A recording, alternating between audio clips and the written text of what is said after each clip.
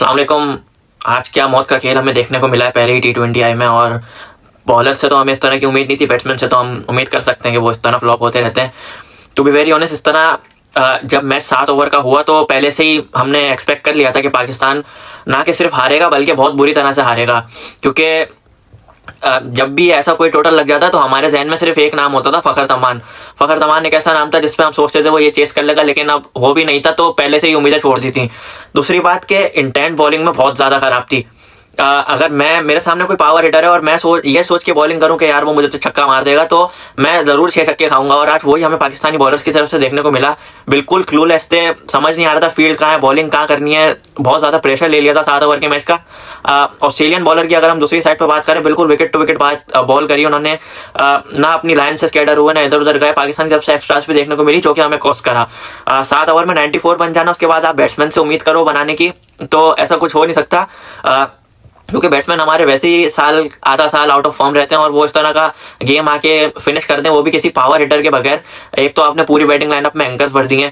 पता समझ में नहीं आ रहा स्क्वाड किस तरह बनाया कि इसका बैलेंस किस तरह होगा। पहले भी अगर हम T20 की बात करें तो मसला कैप्टेंसी का नहीं था, मसला बैलेंस का था।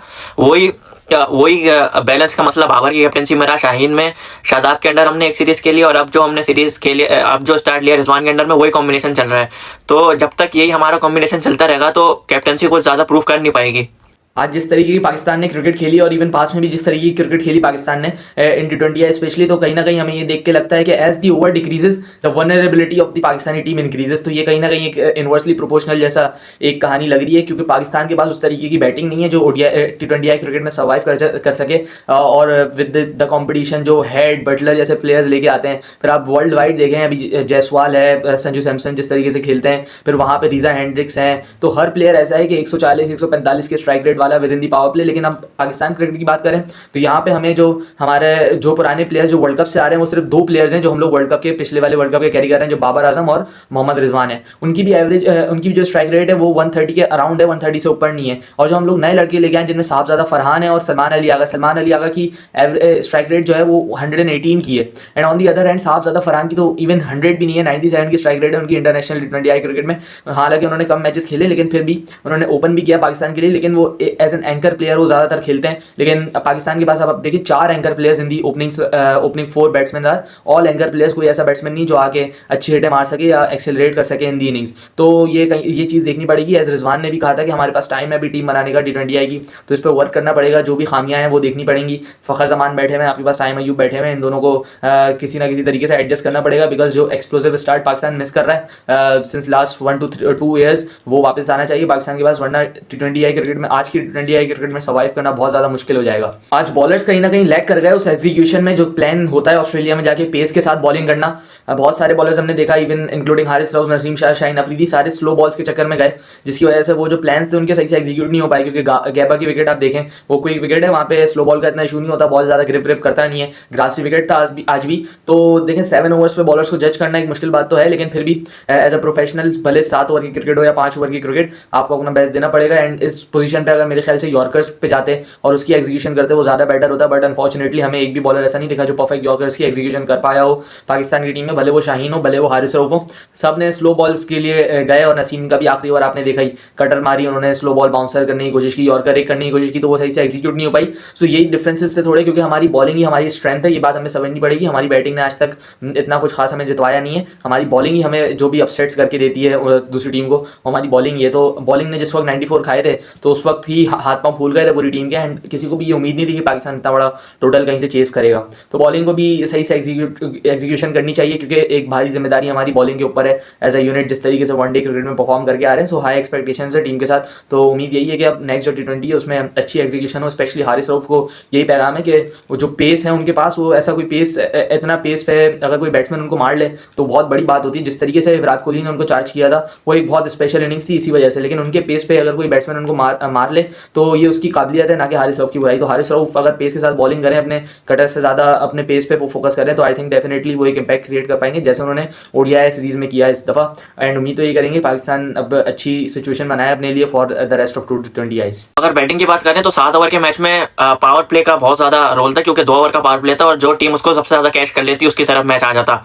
और ऑस्ट्रेलिया ने जिस तरह से पावर प्ले में खेला है वो बिल्कुल इनक्रेडिबल क्या था। उन्होंने शॉर्ट बाउंड्री को यूटिलाइज करा और सिर्फ कैप्स निकाले, सिर्फ प्लेसमेंट करी, और पाकिस्तानी बैट्समैन की तरफ से हमें बहुत ज़्यादा इस चीज़ की कमी नजर आई। अगर मैं पाकिस्तानी बैट्समैन की बात करूं तो आज टुल्लरों का मुकाबला था। अगर मैं बहुत ही सीरियस होकर बताऊं, टुल्लर अगर ऑस्ट्रेलिया की साइड पर हमें देखा, Jack Fraser, McGurk, Matthew Short, हर तरह के बैट्समैन हैं जो हिटिंग कर सकते हैं। और हमारी तरफ जो हमारे टुल्लर बैट्समैन अगर हम बोलें जो पावर हिटिंग स्पेशलिस्ट हैं, उनमें से अगर मैं 2-3 नाम लूँ तो शादाब खान आए थे, साइम आया था, हारिस आया था और फ़खर जमान आया था। ये कोई 3-4 नाम है जो हमारे हिटिंग के लिए माहिर हैं। और अगर हम देखें तो ये चारों ही हमारे स्क्वाड में नहीं है। हारिस को हमने इमर्जिंग का कैप्टन बना के टूर्स कराया, साइम को इंटरनेशनल टीम के साथ रखा। अब जब वो परफॉर्म करने लगा तो उसको बाहर कर दिया। फखर को बाहर करने का रीजन तो आप सबको पता ही है, शायद आपकी थोड़ी फॉर्म कंसर्निंग है, लेकिन अच्छी बात यह है कि वो अब डोमेस्टिक क्रिकेट खेल रहा है और वहां से कमबैक करेगा। तो अगर आपके पास इतने सारे एंकर्स टीम में हो जाएंगे तो आप 7 ओवर के मैच में ना तो परफॉर्म कर पाओगे, क्योंकि ये मौके बहुत कम मिलते हैं जहाँ पे आपके पास क्रूशियल चांस होता है। एक तो आपकी बॉलिंग उनसे बहुत ज़्यादा एक्सपीरियंस थी, अगर आप यहाँ पे थोड़ा सा भी अच्छी बॉलिंग करके उनको रिस्ट्रिक्ट कर लेते तो ये गेम आपके हाथ में आया था। दूसरा, आप अगर बैटिंग की बात करो तो दूसरा जो ओवर आपने खेला है वो ऑलमोस्ट आप मेड इन ओवर खेल रहे थे। एक चौका लग गया किसी न किसी तरह, सलमान अली आगा ने मार दिया, वरना वो ओवर तो आपने बिल्कुल मेड इन खेल लिया था। और 7 ओवर के मैच में आप इमेजिन करें 90 रन 94 रन आप चेस कर रहे हैं, उसमें आप मेड इन ओवर खेलते हैं, तो ये कहीं से सेंस नहीं बनाता। और मेरे ख्याल से जो डिफीट का मेन रीज़न है वो यही है कि जो वो हमने ओवर खराब खेला, अगर वो नहीं होता तो 64 रन हमने बना ही दिए थे। हम कहीं ना कहीं करीब, कम से कम हारते भी तो हम 10-15 रन से हारते, इतने बड़े मार्जिन से नहीं हारते। स्टिल अगर आप सीरीज ओवरव्यू की बात करें तो आई थिंक ऑस्ट्रेलिया की टीम अभी भी एक स्ट्रॉन्ग टीम नजर नहीं आ रही उस तरीके से, बिकॉज सारे यंगस्टर्स हैं। और वही बात है कि बॉलिंग का रोल बहुत इंपॉर्टेंट है पाकिस्तान की, बिकॉज बॉलिंग ही मैच जितवा सकती है पाकिस्तान को।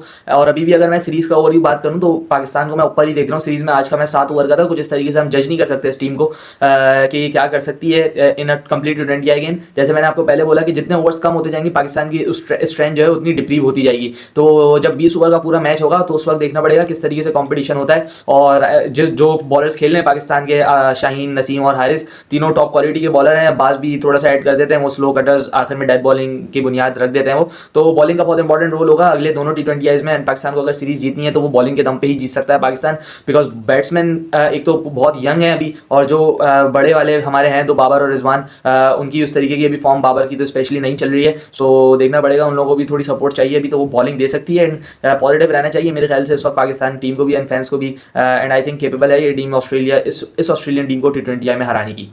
अब अगर हम इस मैच से हट के बात करें तो हमें टीम के साथ एक स्ट्रॉन्ग रह के खड़ा होना होगा, क्योंकि एक हार के साथ हम इतने ज़्यादा उन पर तनकीद नहीं कर सकते, क्योंकि आगे पूरी सीरीज पड़ी है। और आई एम प्रीटी श्योर कि आगे भी हम ये सीरीज जीत सकते हैं, 2-1 से जीत सकते हैं, क्योंकि टीम का कॉन्फिडेंस बहुत ज़्यादा हाई है।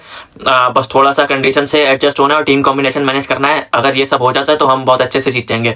रिजवान की कैप्टनसी की अगर हम बात करें तो 20 ओवर और 7 ओवर में बहुत ज़्यादा फर्क होता है। 20 ओवर का मैच मिलेगा तो हमें बहुत ज़्यादा डिफरेंस देखने को मिलेगा।